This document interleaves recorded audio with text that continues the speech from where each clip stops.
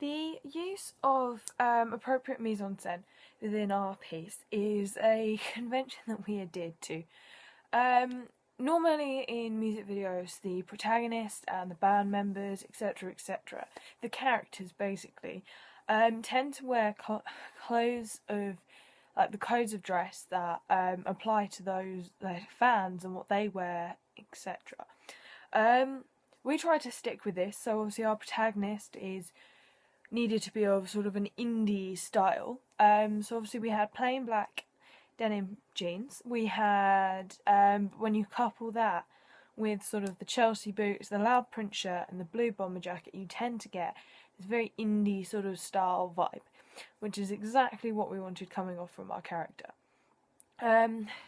Also within our mise-en-scène, obviously our locations were pretty indie. I mean, a lot of them were isolating, especially the fields where we used mainly sort of long shots, mid shots, sort of long close-ups as well, I guess.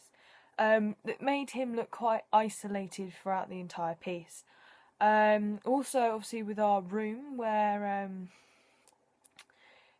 all the smashing takes place. It's a ragstone room, it's very sort of indie looking, and I mean, that coupled with the isolation sort of spaces are quite typical of indie music videos.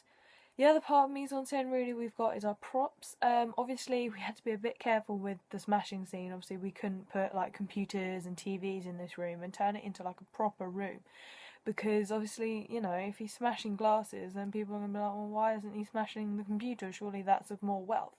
And so obviously we were a bit limited with what we could sort of go with. But I think, having the ashtray, the glasses, the plates, the vodka and the tequila bottles, it kind of gave that idea of more almost like a social sort of place, somewhere that, he would entertain friends possibly.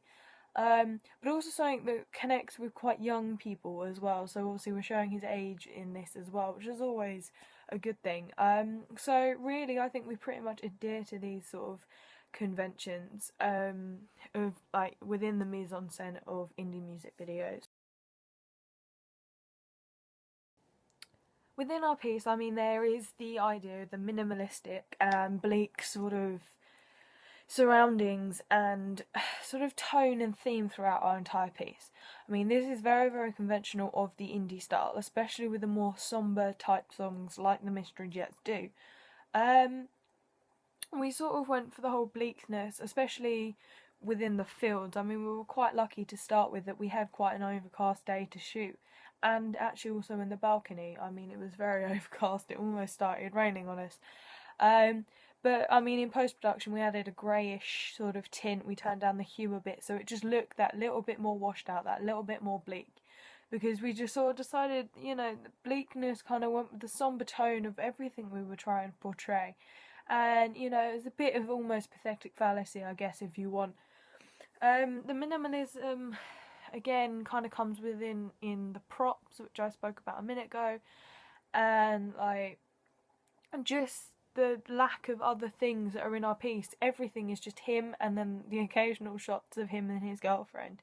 It's all very much one point of view, all very much sort of one sort of view, point of view.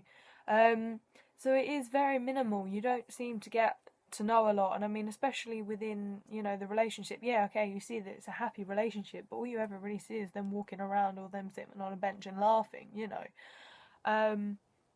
don't properly get an insight into anyone's life within it, but I think the narrative is strong, but it is minimal, but I think it works. I think, for a music video, you can't have an amazingly complex and in-depth narrative, but I think we've achieved that quite well, and again, adhered to those conventions. The idea of integrated performance within our piece. It is a convention out there. I mean, it's very conventional to have performance and narrative. There are a lot of music videos that have very, very just strong narrative pieces. There are some that have complete and total performance for their whole song. But it's becoming more and more common to combine the two.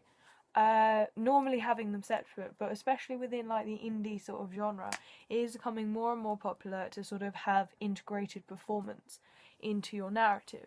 Um, Really, I think we did this quite well. I think it was a success, and I think it was the best way for us to go. I mean, from the very, very outset, we wanted really a strong narrative. If we had our way, there'd be no performance. So this was a way for us to sort of tick the performance box and still have a really, really strong focus on a narrative. And in retrospect, I think we made the best decision by using the miming within our narrative, because I think if we had cutaways to a bad performance, like the emotion and the reason and the linear structure would get lost, and I don't think it'd be as sort of dramatic and powerful as it is, especially, you know, because like the audience is going to lose the connection with the emotions, and as to be honest, I don't think they'd get a strong connection with the emotions, because I think a lot of our connection between protagonist and audience is when we have eye level shots of him miming into the camera, so it's almost like a direct address to the audience. You know, him proclaiming, "These are my feelings. This is what I'm feeling. This song is how I'm feeling right now." You know, um, so I think we made the best choice on that. And I mean, yeah, it is a pretty strong convention in a music video, so I think we have adhered to that. Especially, I mean, it is coming more and more popular in the indie sort of music scene.